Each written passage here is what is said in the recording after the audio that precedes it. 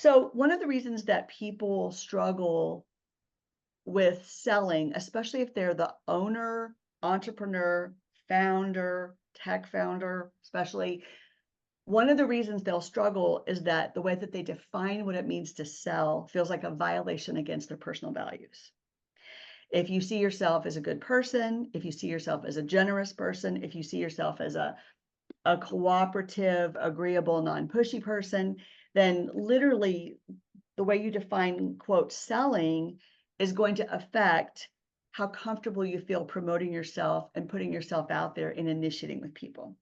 And one of the things I found that can be helpful to people is to think about how where you're getting stuck. So this is a quote from my book, How Good Humans Sell. It says, good humans seek to understand the reasons behind their blockages and they choose a different way. So awareness that you're creating this meaning or noticing a conflict between how you perceive yourself and your values and how you're defining selling, that's the first step, right? So awareness is the first step. And then starting to practice and say, okay, how can I actually embody my values in the way I sell? So one thing I love, because I know that a lot of the people on this call, and I know a lot about your business goals. I know a lot about the way you generate opportunities, how much comes from referrals, how much is direct prospecting, how much is one of our members here today is really good at just making what he calls high calls, where he's checking in after a project and in between. So he has a long relationship with clients.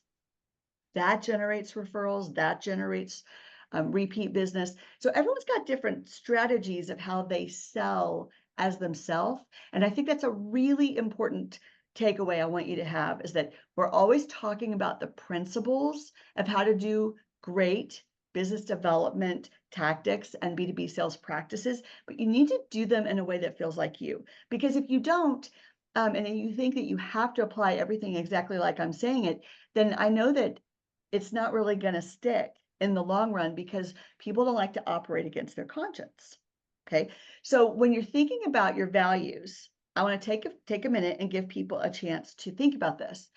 How does what you sell contribute to making the world better? For some people, especially if you're a nonprofit professional, especially if you do something that's overtly very, very pro-social, like some businesses just lend themselves to that more than others. For some people, this is an easy question. For some people, this is a hard question, but it's a really important question, because if you don't see the small things you do and how it contributes to the big thing, it's hard to stay motivated on the small things. So if this is a struggle for you, I love this stuff. So DM me.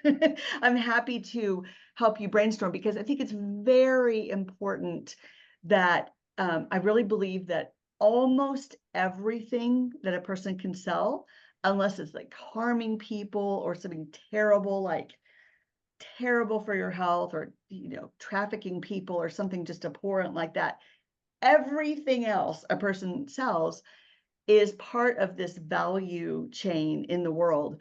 And when you see how you fit in, it really helps you think, okay, this is why this matters. So that's why we're asking ourselves, is like, why does the work I do matter? And then how do I uniquely do it? Okay, so that leads to the next part, which is, when you understand your values, you realize, oh, I have these rules that I run my life by. And they might not have even been overt. It's just kind of running as like a current, like, underneath, but this is actually how I'm making decisions. And so if you're butting up against sales or struggling with any of those activities, it could be that somebody doesn't feel compatible and just needs to kind of come back in alignment. So quick definition, your values can be described as a set of priorities, where some are higher than another. They're personalized, they're unique to you, and they also are formed like way in you. And so this phrase, the I am, has been used all different ways throughout history. In this case, what I mean is, when you're saying like who I am, it's like in the deeper part of you. So I'm driven by this. I know a lot of times when my values feel violated, because I have an expectation that hasn't been met, or I feel frustrated by something, that can reveal that for you. So I'm going to give you the tools to think about this. And when we come back together again, we'll do a very brief summary in case you didn't have time to think about it in the month of July. But you also can take it to your team. You can work on it with your families. It's a fun thing to think about. It's called the 4x4 exercise.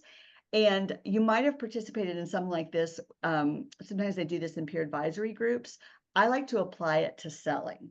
And so what I want you to do is I want you to think about 4 words that describe how you would like to be perceived while you're selling.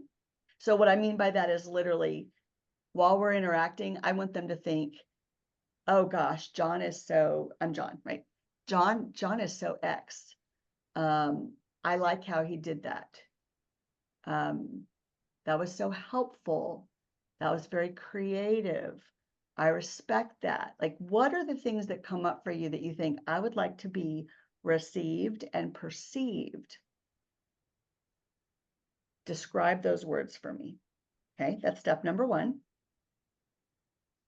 Step number 2 that we'll come back to is you want to think about next, what are 4 words that describe how you believe you're doing now?